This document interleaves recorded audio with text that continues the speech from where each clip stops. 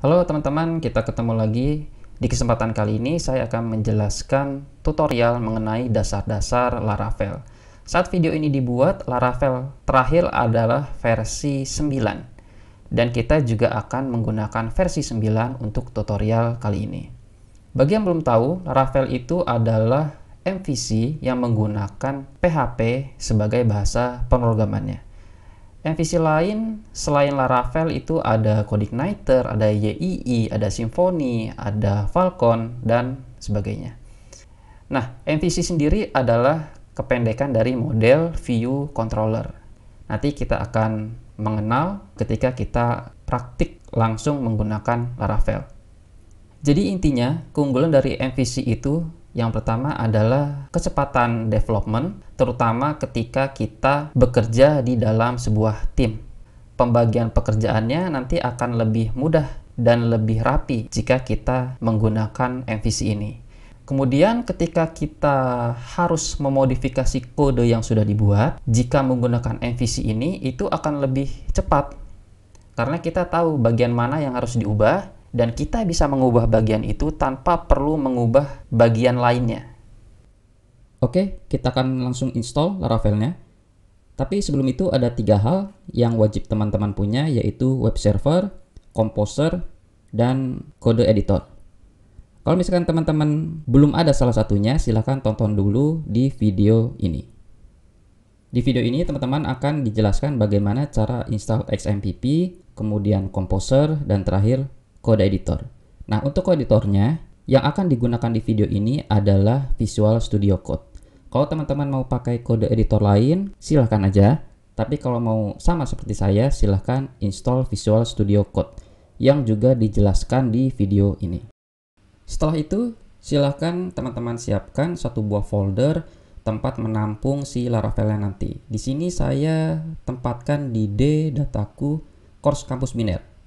Kalau teman-teman silahkan, tidak harus sama seperti saya.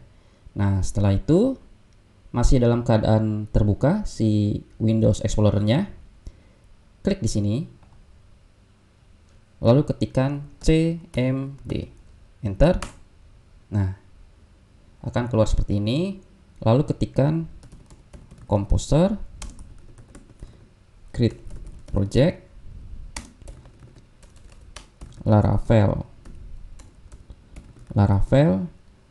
lalu nama folder si projectnya, misalkan kampus biner Laravel. Oke, lalu enter. Nah, jangan lupa pastikan koneksi internet teman-teman ada ya, karena ini kita akan mendownload Laravel dari situsnya. Nah, udah berhasil terinstall ya. Sekarang kita masuk ke folder si projectnya. Ketikkan cd, nama projectnya apa tadi? Kalau saya tuliskan di sini kampus biner strip Laravel, berarti ketikkan aja kampus biner strip Laravel. Enter. Nah, kita akan masuk ke si folder projectnya. Untuk menjalankan si Laravelnya, ada 2 cara. Pertama, kita bisa pakai artisan. Ketikkan seperti ini, php artisan serve, di enter aja. Nah, kemudian kita buka di browsernya localhost /2 8000. Nah, si Laravelnya sudah berjalan ya. Tinggal kita develop setelah itu. Cara kedua, dan menurut saya lebih baik pakai cara itu ya, supaya tidak ada Windows command prompt yang menambah touch bar di sini. Ini kita stop dulu, Ctrl C. Masuk ke folder projectnya. Ya, kemudian ke public. Oke. Setelah itu di copy aja. Copy. Lalu jalankan XMPP-nya. Nah, kalau misalkan tidak ada di start menu,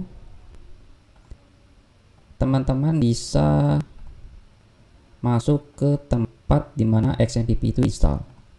Setelah itu jalankan yang ini. Oke.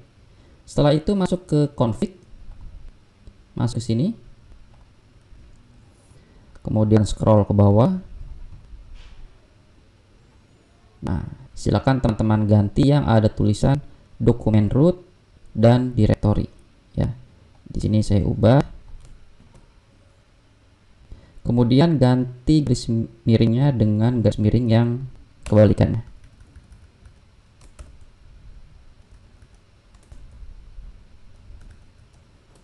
Oke, bawahnya juga sama. Oke, setelah itu save. Oke, kemudian kita jalankan. Start. Sekarang kita coba jalankan di browser. Kalau ini cukup localhost ya. Nah, akan menghasilkan yang sama ya. Tapi di sini tidak pakai port, jadi tidak bingung. Setelah itu teman-teman buka Visual Studio Code-nya. Ketikkan VSC. Nah, ini klik. Setelah itu kembali ke folder proyek kita. Nah, folder ini teman-teman drag lalu drop di sini. Kalau udah muncul seperti ini, yes aja. Nah, oke. Ini adalah tampilan dari Laravel. Yang sering digunakan di Laravel pertama adalah bagian .env ini. Untuk awal-awal ini teman-teman cukup perlu tahu yang bagian ini aja, app name.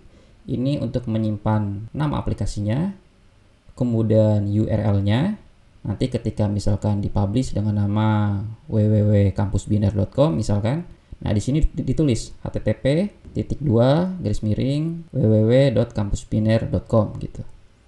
Kemudian koneksi database-nya, ya di sini dituliskan di sini. Kalau teman-teman pakai MySQL, dituliskan di sini MySQL, kemudian hostnya, kemudian portnya, kemudian database-nya apa, username-nya apa, password-nya apa, gitu ya. Sisanya untuk sementara tidak perlu dulu. Setelah itu, yang sering digunakan adalah bagian resource, kemudian view. Nah, di dalam folder ini, semua front-end nanti akan dimasukkan ke sini. Kemudian, untuk bagian back-end, nanti akan ditaruh di bagian sini app.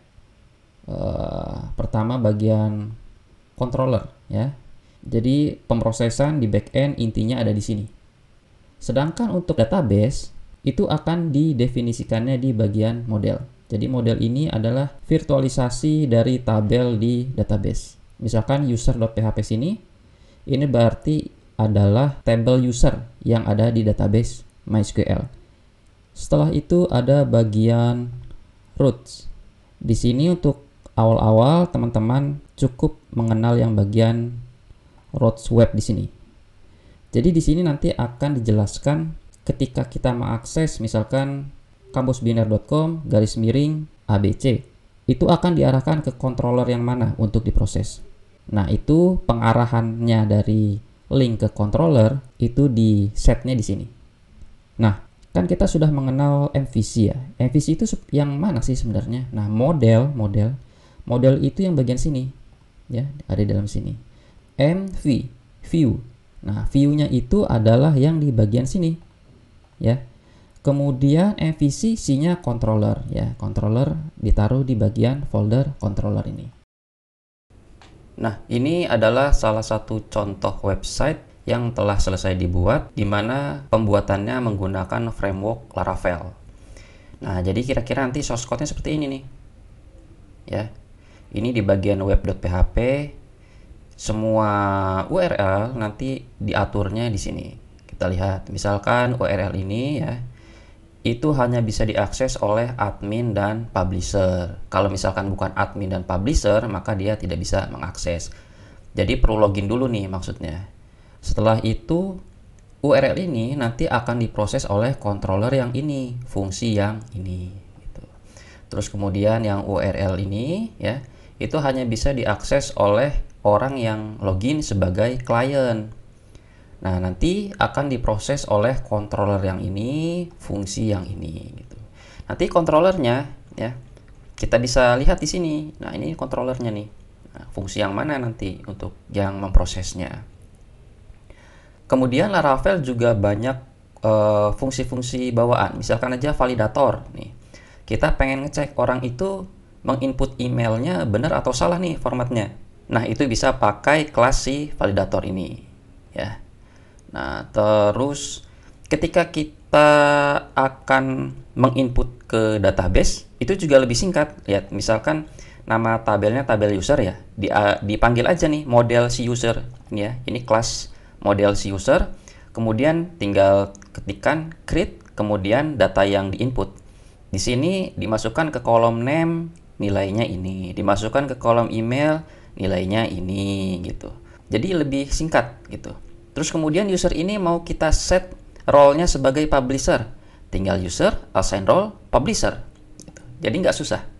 Terus untuk front end-nya, nah nanti front end-nya akan ditaruh di bagian view sini. Ya, bagian view. Nah ini adalah file blade untuk menampung si front end-nya. Nah bentuknya ya seperti ini gitu ya. Nanti kita bisa set nih yang di bagian konten ini, terus kemudian yang di bagian JavaScript yang ini gitu. Sedangkan template utamanya nanti ada di sini. Nah, ini template utamanya gitu ya, yang ada head-nya segala macam. Ini template utamanya. Nanti di file-file lain cukup mengganti bagian konten-kontennya aja nih, mengganti bagian sini, mengganti bagian sini gitu ya. Jadi terstruktur, rapi. Kemudian untuk JavaScript-nya, kemudian gambar segala macam itu bisa ditaruh di folder public. Misalkan di sini nih, di folder, bikin folder baru lagi namanya asset. Di sini nanti menampung nih library-nya si data table, library-nya si Bootstrap, library-nya si jQuery dan lain-lainnya. Seperti itu. Oke, demikian dulu video singkat kali ini. Kita ketemu di part berikutnya.